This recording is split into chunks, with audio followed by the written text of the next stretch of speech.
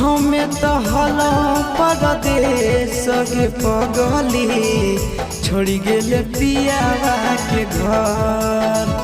हमें तो हलो परदेश के पगली छोड़ी गेले पियावा के घर। तनी को न कहले हमर आबे के सबर, तनी को न कहले हमर आबे के सबर।